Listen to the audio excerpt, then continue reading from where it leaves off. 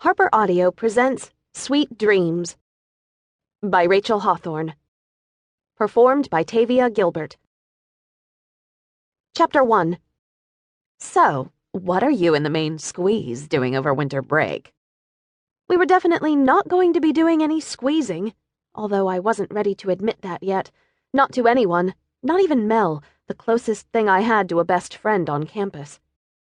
We were walking home after finishing our shift at the Chalet, a fancy schmancy restaurant near the university where we were both students. It was a little after 11, but a full moon. The wreath-decorated street lights and the twinkling white lights on the trees illuminated our path along the snow-covered sidewalk. Our black ties and aprons were tucked into our pockets, and our jackets were zipped against the brisk wind and swirling snow. My red knitted cap was pulled down low over my black hair, keeping my ears semi-warm. Mel was a year older than I was, but she didn't hold my freshman status against me.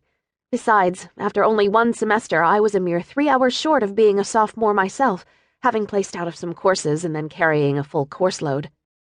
I was embarrassingly smart, at least in the world of academia. When it came to relationships with guys, though, I was a total ignoramus.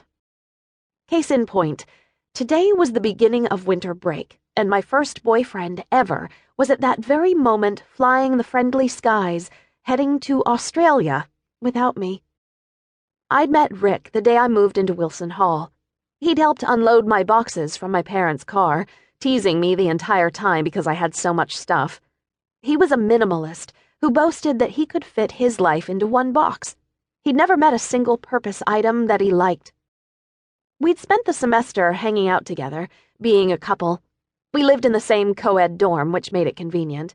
We ate meals together, went to the library to study, attended football games, and had amazing make-out sessions. I'd viewed the upcoming winter break, when studying wouldn't be a necessity, as a time for us to take our relationship to the next level, to strengthen our bond, to get to know each other even better.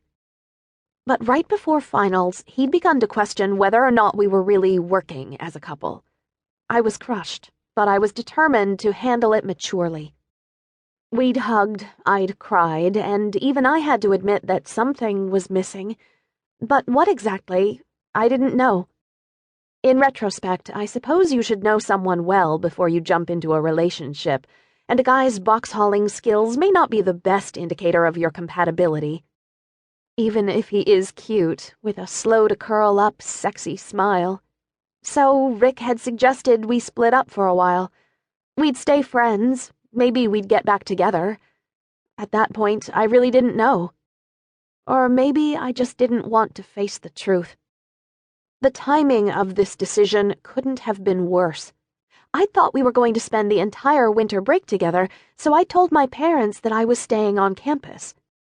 By the time I realized there would be only a handful of students who stayed, and I'd be without Rick, my parents, planning to tour several southern states, had already packed up their 27-foot travel trailer and headed for warmer climes. Yeah, sure, it wasn't too late for me to catch a bus, train, or plane and meet up with them somewhere, but let's get real here. Would you want to spend your winter break constantly within 9 yards of your parents? Me either. I love them, but the love deepens at a distance. So I was staying on campus as originally planned. I was just doing it without Rick. I tried to convince myself I didn't care. But who was I trying to kid? It was totally going to suck. To fill the yawning abyss of time, I'd registered to take 2 classes during the winter mini-mester. 2 courses crammed into 2 intense weeks.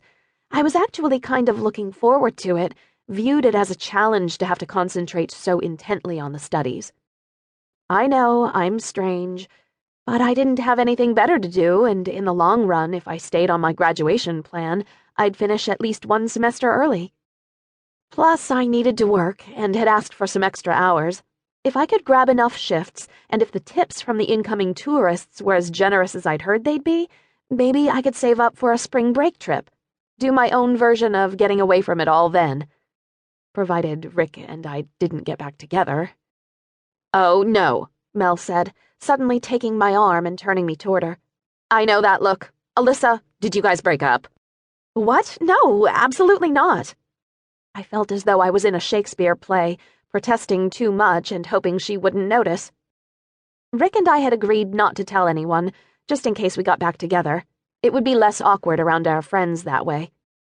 No one taking sides while we were apart, trash-talking the other party to show support, and then having to pretend they liked the other person if we became a couple again. It's just that, well, he went to Australia,